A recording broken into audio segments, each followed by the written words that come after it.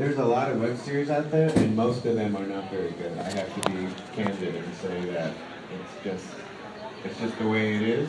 I don't know what's going on. It's early in the game. If you make something good, the cream can rise to the top. As far as outlets are concerned, Patsy and I are not very good to ask because we do almost no PR. We don't. I mean, that's just not something we do. But like we were saying, take your time and just make sure that it's good. Make sure that you like it a lot, and make sure that at least 3 other people want to see another one. You know? Yeah.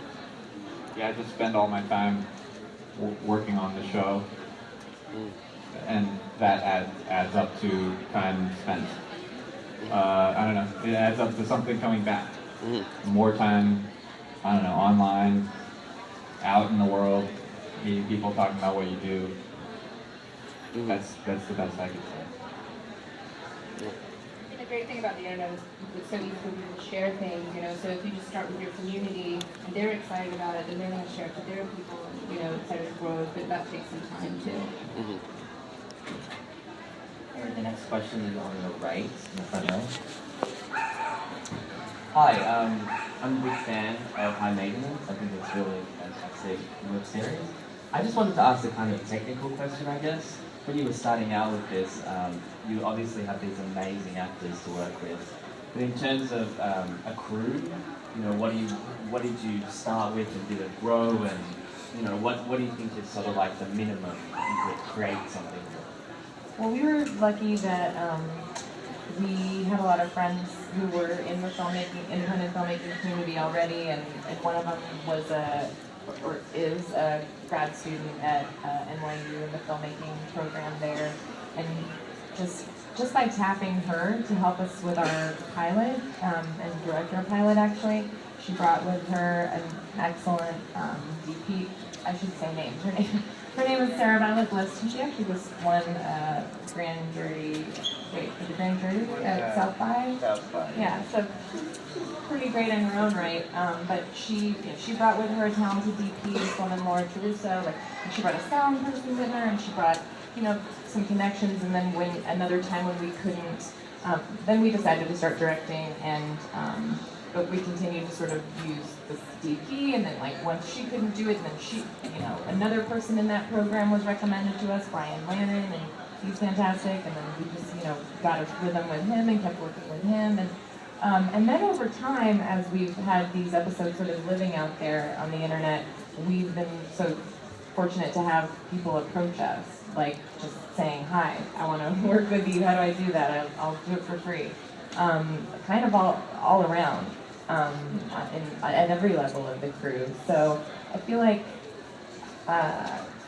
grad programs, like film grad students who are doing film, or people who have just graduated, people who are trying to build their reels, I think that's a great sort of place to start, and then they sort of bring other people with them, and then you just meet people along the way that if your project resonates with them, they're gonna want to be part of it, hopefully. Yeah. And I think that as you can get really small on in some things, like when we're shooting on a train, like I'm running sound out of a H4n Rode Zoom field recorder, and like my microphone, my headphone that is plugged in my ear to be like my that's like I'm monitoring sound as we're doing it, and then we'll just go around in the subways with a camera person and me and whatever actor we're working with. And in the first episode, I just shot a lot of things on my own, like all of the inserts and the smoking or whatever. It's just like there's really not a lot of excuses to not, just point a camera at something and make it work. I just think that sound is probably the most important thing in terms of boosting your quality. If you can't hear it, it makes it like, even you could be shooting on a rig. If the sound is lousy, it's like, what's the point? You have time for a question or two, so we'll go in the front row here. Okay, this question is for, and it applies to, I'm a communication arts major right now, and I just wanted to know And I'm kind of into a lot of things. Like I'm into asking questions, but then I'm also into the editing side. And then I also have a lot of concepts in my head that I would love to get out. But then like, so what would you say is a route for like maybe classes or groups? So like, what do you think I should get into that so I can like really narrow down what part of communications I want to focus on? Or like just like get out. I don't know. I would say just keep, if you're in college, just keep trying different things, and then eventually one thing is going to stand out a bit more, you know? When I was in school, I went to school for acting, then I did photography, then I decided to TA some film classes, and people might be like, wow, you're all over the place, are you confused? I wrote 2 plays, I directed them, but I was just trying to find who I was as an artist and what I was passionate about. So the only way you're going to find out what you're passionate about is just by trying things. So don't try to just arbitrarily decide, oh, I want to edit or oh, I want to act, because you know, you don't know until you really try multiple things. And you're in a great place. It's a wonderful, beautiful spot as an artist to be like, oh, I'm going to explore, I'm just going to test the waters, have some fun, not put pressure on myself to decide right now.